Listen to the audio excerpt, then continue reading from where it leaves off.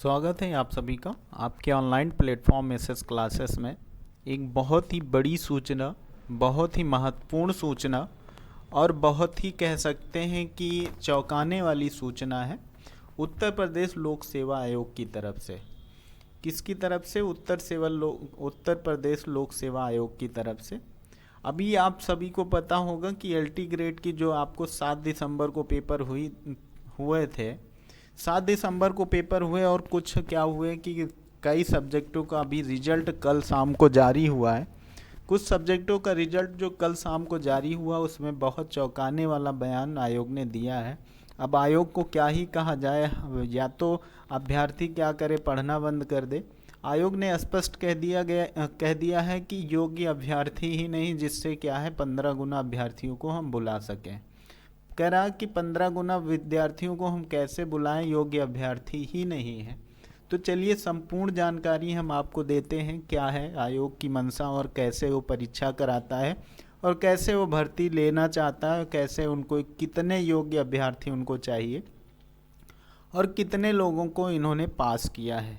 तो लिखा हुआ कि एदत द्वारा सूचित किया जाता है कि विज्ञापन संख्या है ये आपकी दिनांक 28/7/2025 के क्रम में सहायक अध्यापक प्रशिक्षित स्नातक यानी एलटी ग्रेड पुरुष और महिला परीक्षा 2025 प्रारंभिक परीक्षा 2025 के अंतर्गत विषय विज्ञान पुरुष शाखा के अंतर्गत 764 पद, महिला शाखा के अंतर्गत 573 पद तथा दिव्यांगजन सशक्तिकरण विभाग के अंतर्गत विशिष्ट अध्यापक के अंतर्गत कुल 10 पदों, विशिष्ट अध्यापक मूक बधिर इनके अंतर्गत कुल 4 पद, और ये सभी आपको और कुछ समेकित विद्यालय के अंतर्गत 2 पदों का चयन हेतु प्रारंभिक परीक्षा 7/12/2025 को प्रथम सत्र में आयोजित की।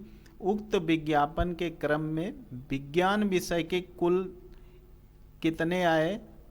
कुल 1,02,953 अभ्यर्थी पंजीकृत थे।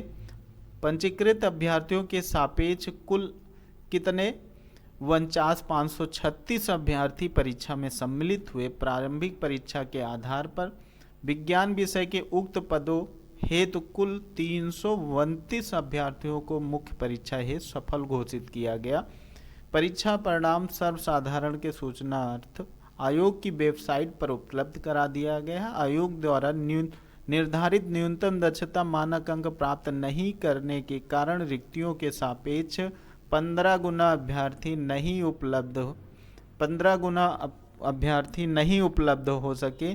अब इनका क्या कहना है? इनका वही कहना है कि 15 गुना अभ्यर्थी क्या हुए नहीं, जो आयोग के मानक हैं उनके अकॉर्डिंग अभ्यर्थी इनको नहीं मिले। अब पता नहीं क्या इनका मानक है, क्योंकि मानक भी इन्होंने स्पष्ट नहीं किया है और ये भी लिख दिया है कि किसी भी सूचना के तहत अगर आप जन सूचना के तहत अगर आप मांग सकते हैं, किसी भी सूचना के तहत आपको ये सूचना भी नहीं देंगे। जन सूचना अधिकार जो है, सूचना अधिकार 2005 के तहत जो आप सूचना ले सकते हैं, मांग सकते हैं इनसे, वो भी ये कह दिए स्पष्ट कि वो स्वीकार नहीं की जाएगी। तो अब क्या कहा जा सकता है? अब क्या कह दिया जाए, इन्होंने क्या ऐसा कर दिया है और कैसे इनको हम माने कि इन्होंने स्पष्ट ही सारी चीज़ें की होंगी, स्पष्ट ही सारी चीज़ें इन्होंने की होंगी। एक प्रकार से हम कह सकते हैं कि इसमें लोचा हुआ है और बहुत बड़ा घपला हुआ है, ये कह सकते हैं।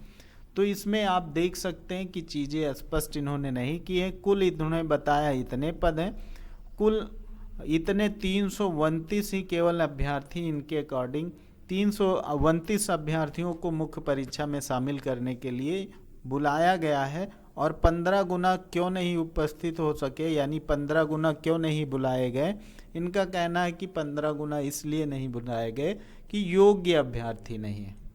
योग्य अभ्यर्थी नहीं है, जिसकी वजह से क्या होता है, हम 15 गुना नहीं बुला पाए हैं। इन्होंने स्पष्ट कर दिया है कि हमारे पास उत्तर प्रदेश में कहीं पर भी कोई योग्य ही नहीं है, केवल ये 329 लोग ही योग्य इनको मिले, बाकी सब बेकार हैं इनके अकॉर्डिंग।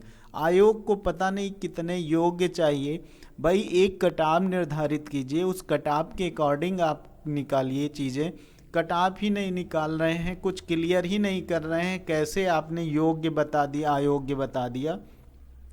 और आगे हम देख लेते हैं, प्रारंभिक परीक्षा परिणाम के क्रम में आयोजित होने वाली मुख्य परीक्षा का कार्यक्रम, मुख्य परीक्षा हेतु सफल अभ्यर्थियों को ऑनलाइन आवेदन करने आदि के संबंध में पृथक से विज्ञप्ति दी जाएगी। प्राप्त अंक कटाव आदि की सूचना अंतिम चयन परिणाम घोषित होने के उपरांत आयोग की वेबसाइट पर जारी की जाएगी।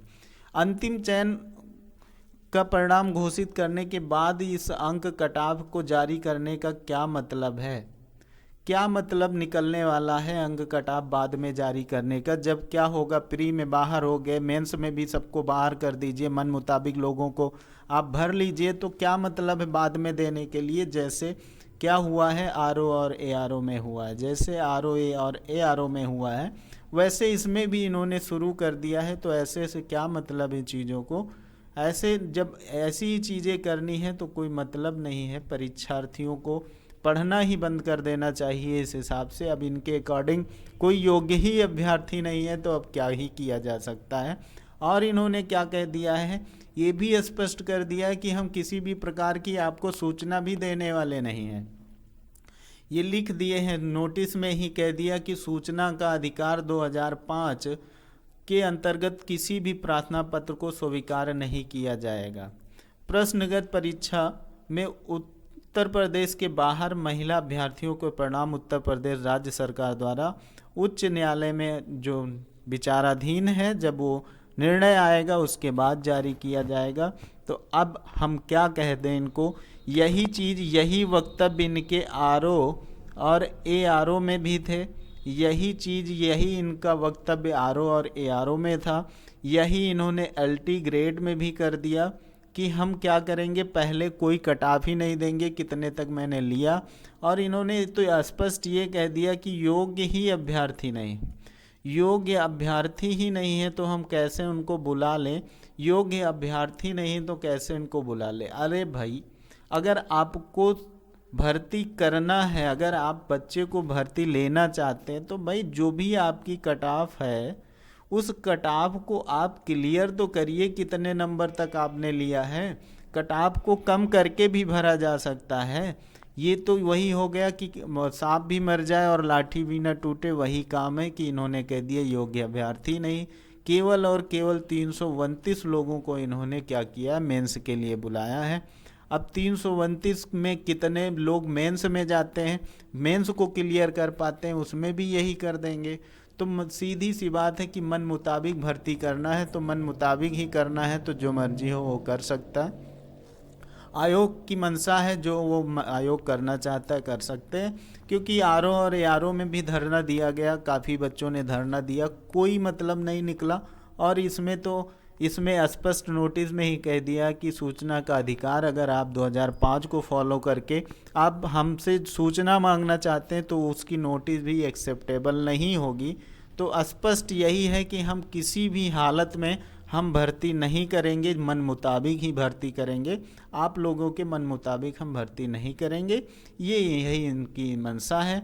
अब जो भी 200-400 क्या किए, 7600 में से क्या किए, 300 लोगों को भर्ती कर लेंगे, फिर 5-6 साल भर्ती नहीं आएगी, इसी तरह चलता रहेगा।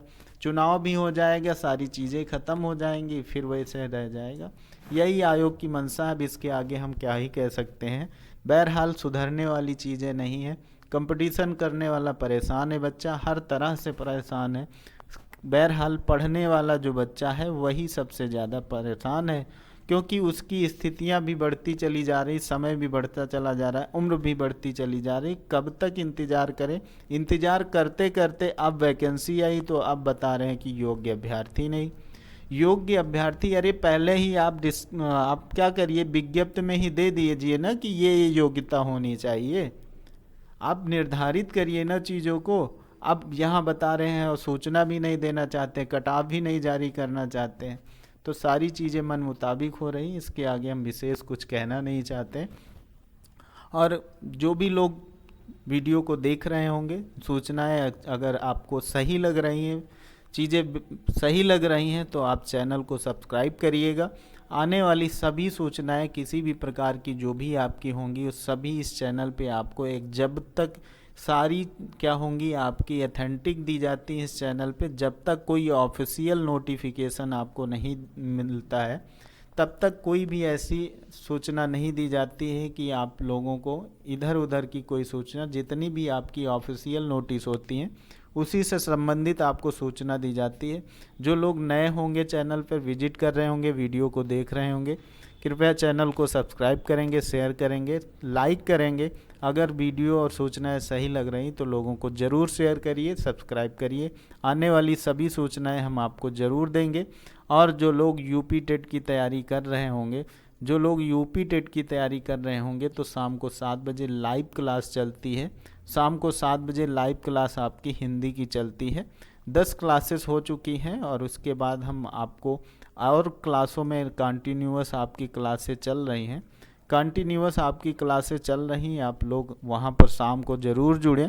शाम को 7 बजे लाइव आकर जुड़ा करें। उसके बाद आपको कंप्लीट बेसिक चीज़ें सिखाई जाती हैं। और मैं बता दूं तो ये रही आपकी रोल नंबर लिस्ट। ये रोल नंबर लिस्ट है। जिसको ये लिस्ट चाहिए या सूचना का पीडीएफ चाहिए तो आप एसएस क्लासेस के आप टेलीग्राम चैनल पे जाके जुड़ जाइएगा। टेलीग्राम चैनल पे आपको ये पीडीएफ डाल दी जाएगी, वहाँ से आप लोग देख सकते हैं। सभी सूचनाएं, जो भी नोटिस है, सारी सूचनाएं उस पर मिलती रहती हैं। आप सभी लोग चैनल को भी सब्सक्राइब करिए और आप सभी लोग क्या करेंगे, टेलीग्राम को भी सब्सक्राइब कर लीजिएगा जाके, तो वहाँ से आपको सारी सूचनाएं मिल जाएंगी। ठीक है।